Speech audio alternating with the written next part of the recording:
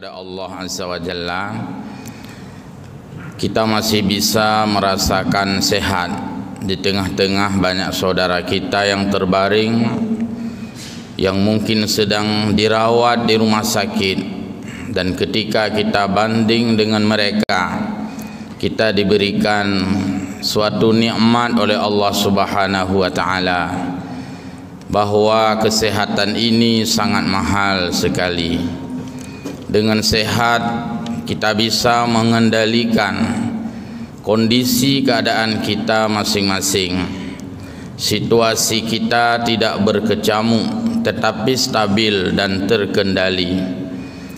Gangguan-gangguan yang menghadang kita pun masih bisa kita atasi. Kita juga bersyukur kepada Allah Subhanahu wa Ta'ala di tengah situasi pandemi ini yang sudah berlalu sekian lama. Kita masih berada di dalam saf-saf salat.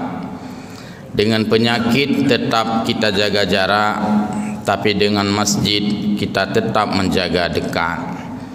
Kita jaga dekat dengan ibadah, jaga dekat dengan Allah, dan kita jaga jarak dengan apapun yang namanya maksiat. Hamba Allah jamaah yang berbahagia, kita juga bersyukur kepada Allah. Kita masih sempat mengagendakan dan menempatkan waktu pada saatnya. Kalau kita bandingkan dengan orang-orang yang masih kadang-kadang belum bisa menggunakan waktu yang Allah berikan ini, di sekolah oleh seorang ibu guru sudah terbiasa untuk menyusun yang namanya alokasi waktu. Berapa jam dia mengajar, materi apa yang dia sampaikan, targetnya apa, yang diharapkan untuk siswanya apa, buku pedoman, buku paketnya apa. Sudah terbiasa itu membuat alokasi waktu. Tetapi sebahagian orang kadang-kadang dalam 24 jam ini tidak bisa membuat alokasi waktu. Apa yang kita lakukan di siang hari, apa yang kita lakukan di malam hari, apa yang kita lakukan di saat-saat berkumandang azan, dan apa yang kita lakukan pada saat-saat lainnya. Mudah-mudahan kita benar-benar bisa mengalokasikan waktu ini demikian apik dan demikian rapi, sehingga semua waktu yang Allah berikan terisi dengan penuh agenda.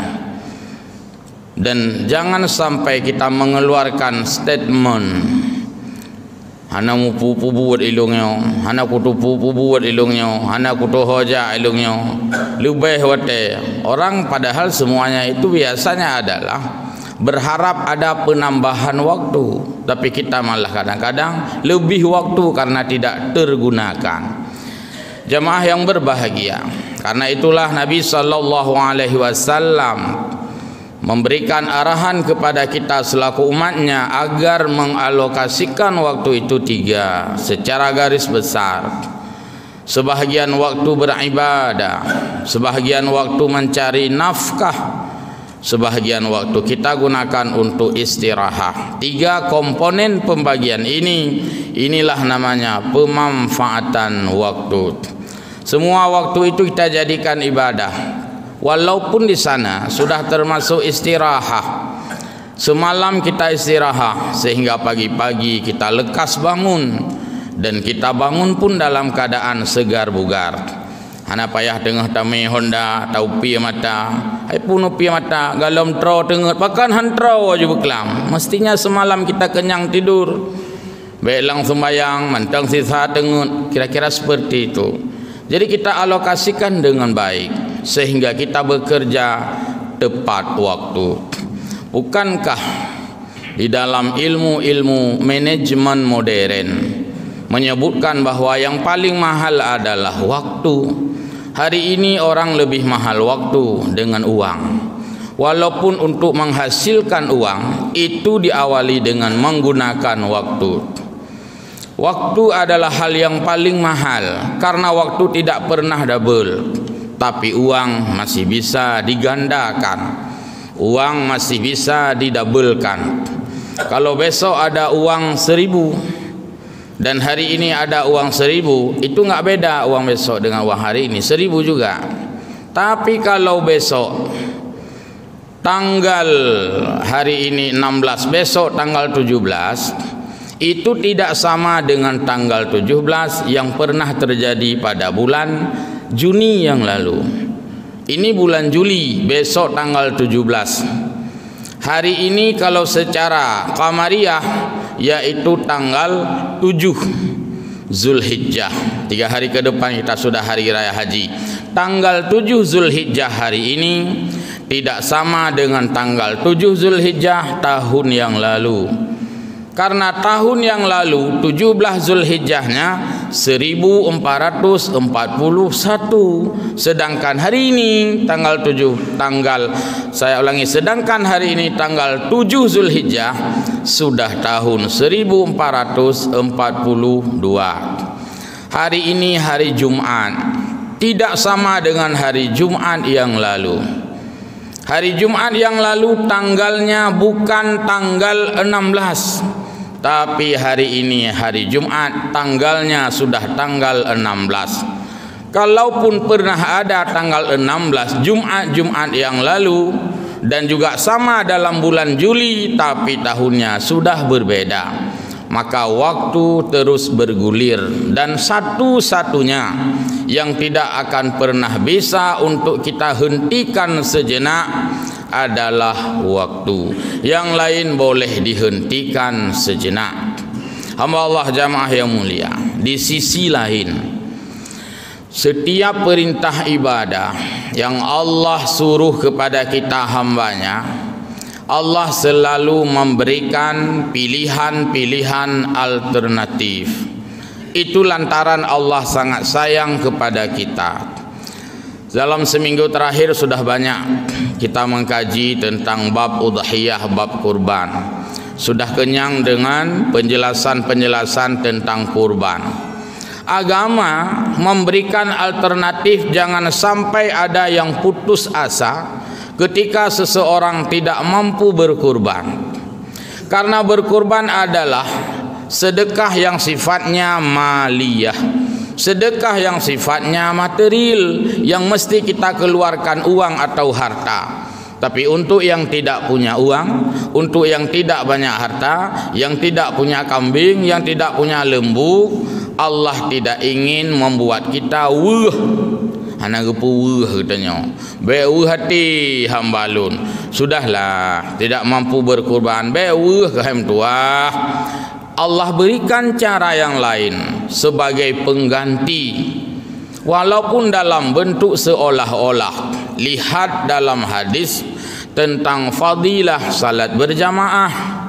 Orang yang datang salat berjamaah dan dia berada pada saf pertama, sebagaimana sabda Nabi, fi safil ula, dia berada di saf awal, saf pertama, a'isi kurban.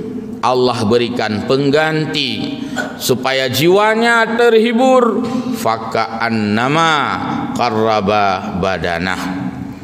Anda tidak berkurban, saya maklum, kata Allah. Anda tidak punya apa-apa, saya maklum. Yang punya pun saya yang kasih, kata Allah. Tapi bukankah Anda masih bisa mencari jalan lain yang terbuka? Salatlah berdiri pada saf yang pertama, seolah-olah sudah berkurban seekor unta. Anak payah melebu, anak payah unta, tidak apa-apa. Cuman hanjuk paju karena hanya unta. Tapi nilai menyembelihnya sudah ada.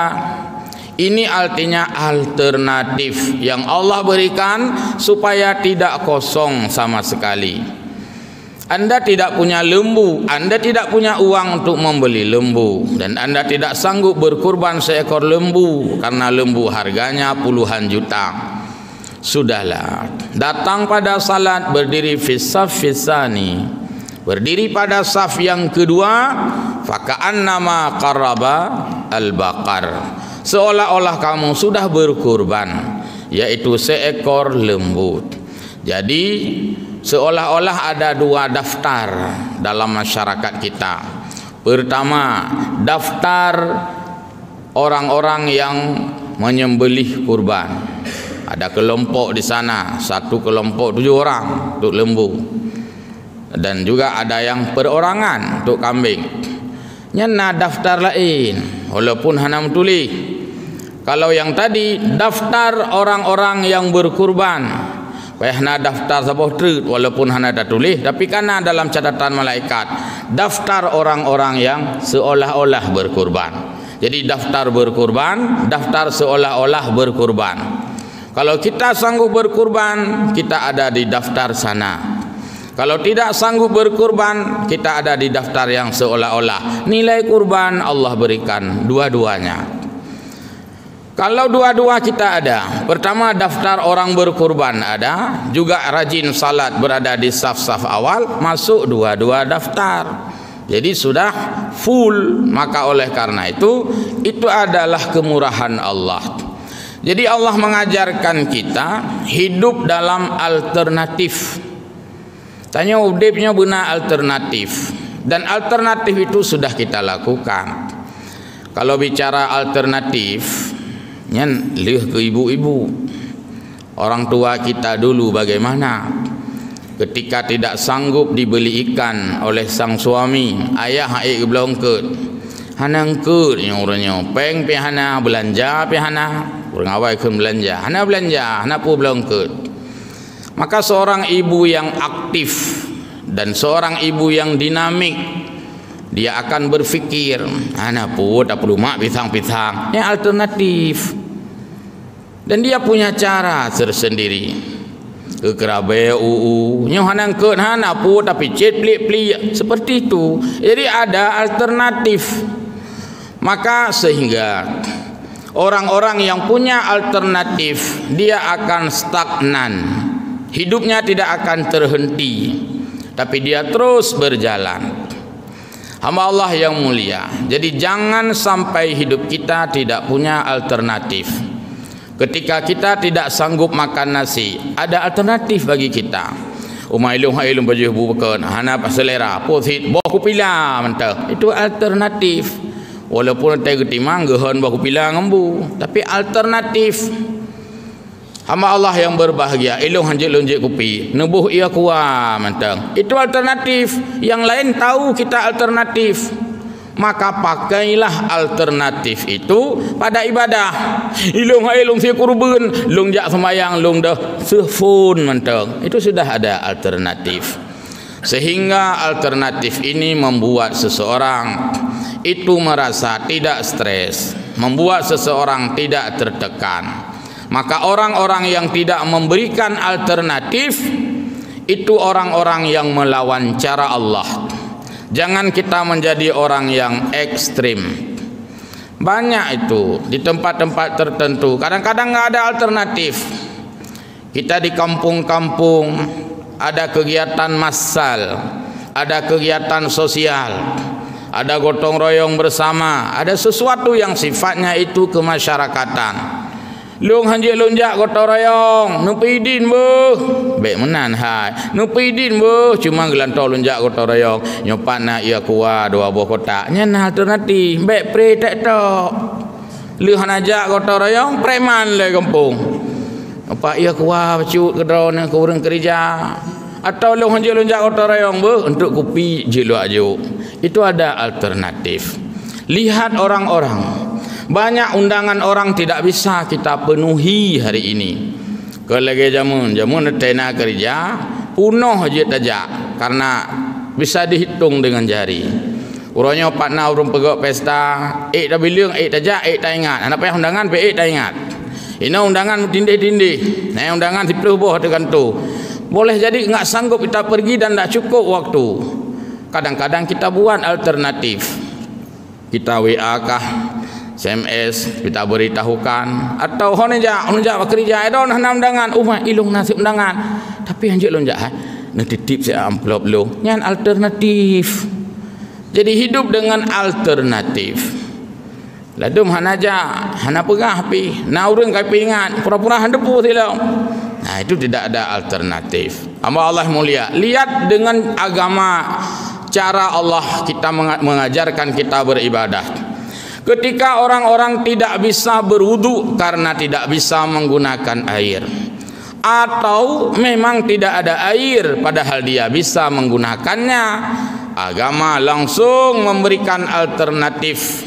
Fa illam tajidu ma'a, kalau kamu tidak mendapatkan air, makna tidak mendapatkan dua di sana. Pertama, memang enggak ada air. Yang kedua, ada air enggak bisa menggunakan. Itu sama dengan tidak ada air juga.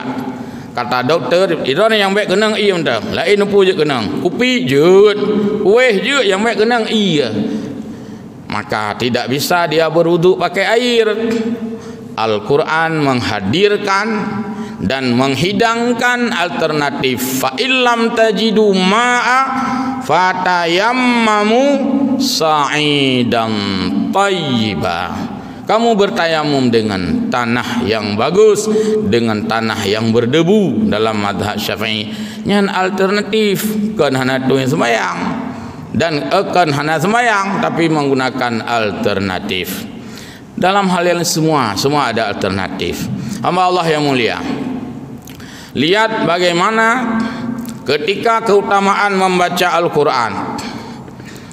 Fa idza quri'al Qur'anu fastami'u lahu wa ansitu la'allakum turhamun. Di sana Allah juga menghadirkan orang yang mendengar Quran untuk mendapatkan rahmat. Orang yang membaca apalagi. Ketika kita tidak rajin membaca Quran, kita mesti masuk dalam kelompok rajin mendengar. Ketika tidak fasih membaca, kita pegang malam barat, dia bukan bergetar hati baca Quran, tapi gemetar, maka masuklah kita menjadi orang yang mendengar. Kajilah ilmu ni baca balum kok long teman you dengar kok si dengar kok gelinyung bek teruk bab kok gelinyung anjir dengar kaji lagi baca kok babah. Masuk orang mendengar. Saya kurang lancar baca, tidak usah saya kalau bisa. Saya enggak fasih, enggak usah saya imam kalau bisa. Ku makmum kan jut apa hana baca raya-raya. Itu ada alternatif.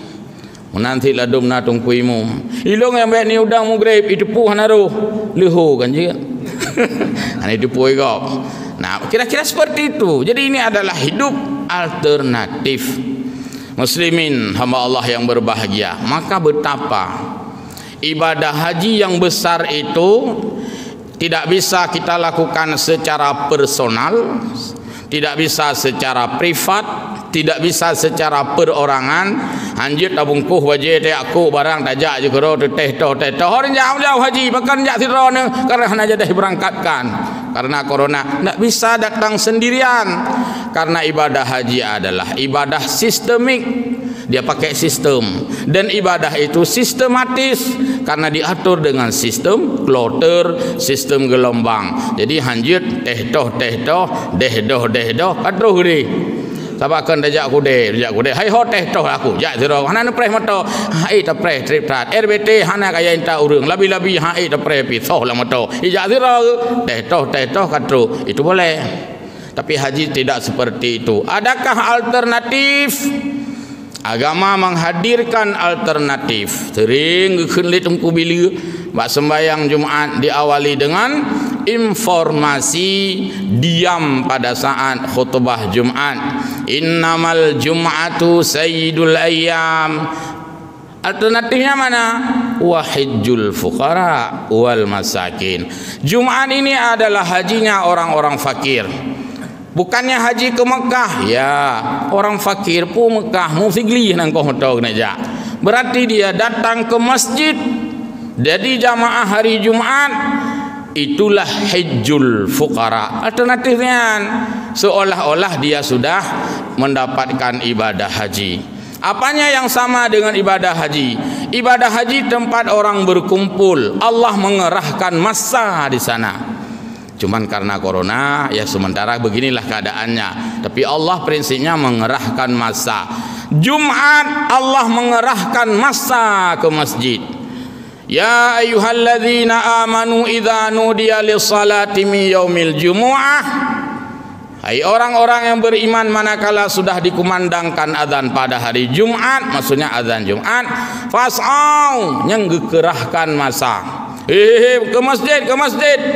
Pengerahan massa.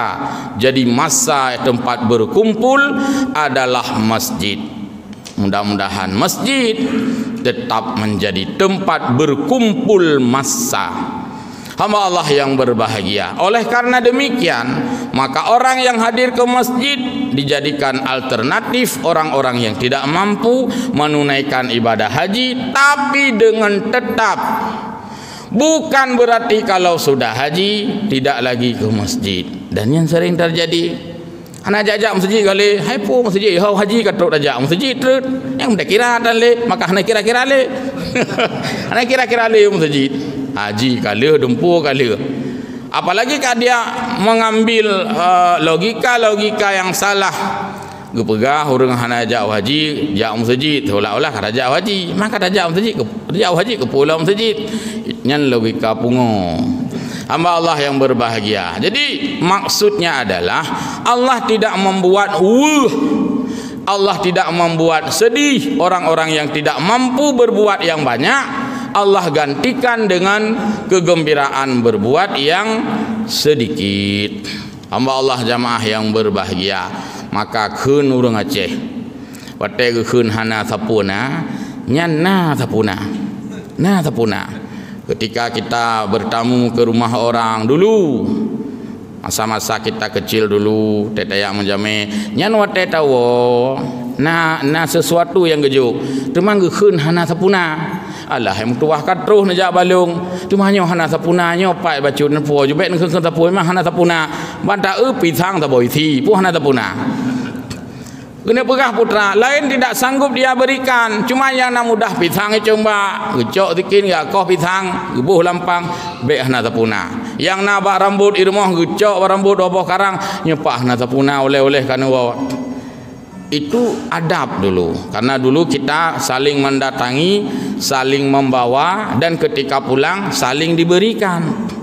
Munyaino ate tawo hana sapuna bak rumahnya taba bakon tajak pitan sapuna taba. Jadi balan kepeimbang. Lihatlah dulu, ini kita sosial kita orang Aceh, ketika kita dulu datang bertamu ke rumah saudarakah, orang yang kita kenalkah, kita bertamu ke rumah orang.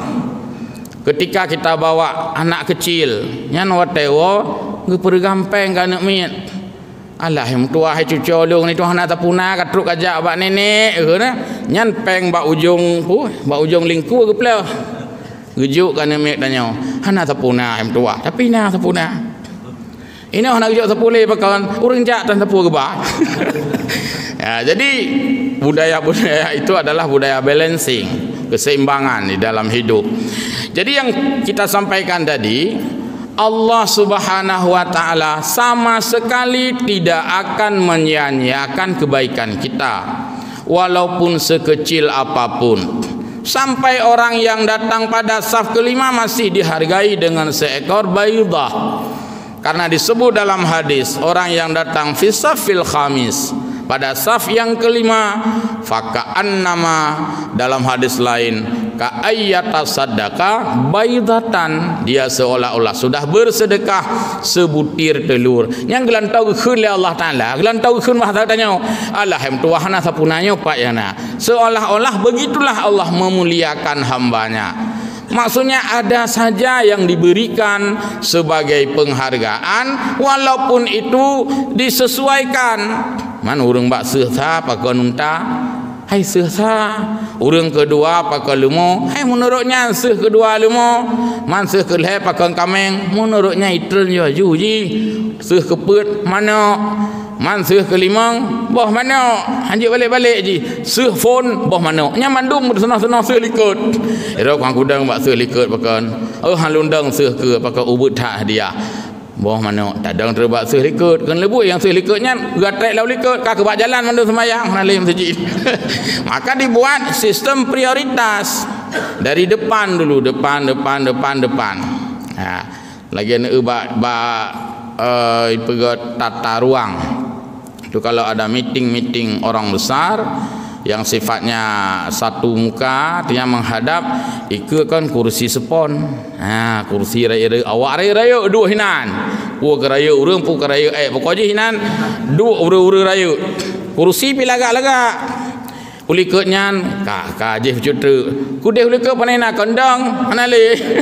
Jadi ada sistem alternatif. Jadi prioritas itu penting dalam agama. Maka sah pertama Allah berikan seolah-olah dapat seekor unta, hadiah berikutnya seperti itu, sehingga kita hidup dengan sangat dimaknai oleh Allah. Puan buat gebifahlah, itu nama kebaikan. Saya kira demikian, mudah-mudahan ada manfaat.